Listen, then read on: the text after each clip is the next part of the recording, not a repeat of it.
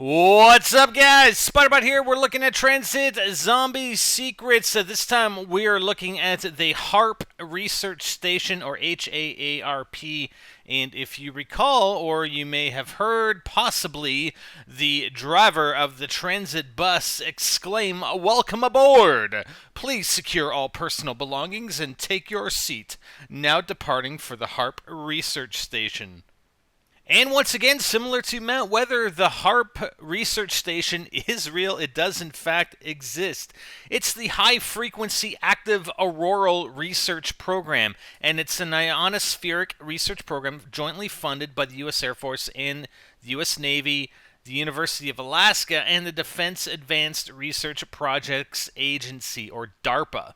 It was built by BAE Advanced Technologies. Its purpose is to analyze the ionosphere and investigate the potential for developing ionospheric enhancement technology for radio communications and surveillance. The HAARP program operates a major subarctic facility named the HAARP Research Station on an Air Force-owned site near Gacona, Alaska.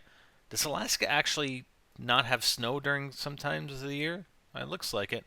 I don't know. The most prominent instrument at the HAARP station is the Ionospheric Research Instrument, a high-power radio frequency transmitter facility operating in the high-frequency band. The IRI is used to temporarily excite a limited area of the ionosphere. Other instruments such as a VHF and a UHF radar, a flux gate magnetometer, whatever the hell that is, a digisonde, and an induction magnetometer are used to study the physical processes that occur in the excited region. I'll give you guys some links as well to this stuff. It's kind of interesting. Work on the station began in 1993. The current working IRI was completed in 2007. And as of 2008, HAARP has incurred around $250 million in tax-funded construction and operating costs.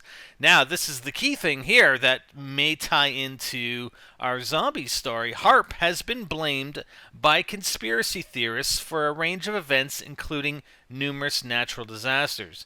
Mainstream commentators, whoever those are, dismiss such allegations as uninformed. Alright, so I know we're turning into NGTZombies, the Learning Channel, but bear with me, alright? We're going to go through some of this stuff. It's learning, it's educational, and it may have impact on what we do here. Alright, so I'm going to link you to another page or listing from Panaz over on CallOfDutyZombies.com forums, and he's got a bunch of detailed information. So, some information he lists here. Why is ionospheric research important? The fundamental goal of research conducted at HAARP is knowledge to explore and to understand natural phenomena occurring in the Earth's ionosphere and near-space environment. Information derived from this research will have major value in the design of future communication navigation systems for both military and civilian use. Is HAARP capable of affecting the weather? Apparently, the HAARP facility will not affect the weather. Transmitted energy in the frequency ranges that is used by HAARP is not absorbed in either the troposphere or the stratosphere, the two levels of the atmosphere that produce the Earth's weather. Electromagnetic interactions only occur in the near vacuum of the rarefied region above about 70 kilometers, known as the ionosphere. Can HAARP create an artificial aurora? The natural aurora is created when very high energy particles emitted by the sun reach the Earth's vicinity, are swept toward the Earth's magnetic poles, and collide with gas molecules existing in the upper atmosphere. The energy involved in this process is enormous, but is entirely natural and has been a normal event throughout Earth's history. HAARP is so much weaker than these naturally occurring processes that it is incapable of producing the type of optical display observed during an aurora. However, weak and repeatable optical emissions have been observed during HAARP and reported in the scientific literature using very sensitive cameras. Can HAARP be used to generate ELF? Yes, however, the HAARP facility does not directly transmit signals in the ELF frequency range. Instead, ELF signals are generated in the ionosphere at an altitude of around 100 kilometers. Frequencies ranging from below 1 Hz to about 20 kilohertz can be generated through the ionospheric interaction process. So, how are we going to apply this to zombies? Well, I think we're going to go down the road of, in fact, that HAARP is used to possibly control or at least impact weather and or weather patterns. I'm going to link you to a series of actually 5 videos entitled "That's Impossible Weather Warfare" that Panaz had actually provided in his post on the forums. And there's also a 6th video that DJ Technics had provided entitled HAARP. What is HAARP? Is HAARP dangerous? HAARP and weather control. So there are definitely a lot of theories out there that HAARP is not only used for pursuing investigation into communications in the ionosphere, but also in affecting or creating or impacting weather patterns.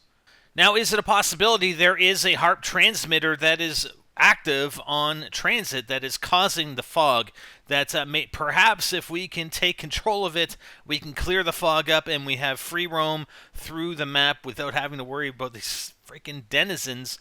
Or is it possibly impacting the electrical storms we see? We do think, however, that the Avogadro is possibly causing this, but could it be a combination of the two? And one of the theories that DJ Technics had put forth was that possibly the roadway leading from the diner, before we hit the diner, if we take a right, I know we can't because it's blocked off. The bus ends up veering left and going to the diner.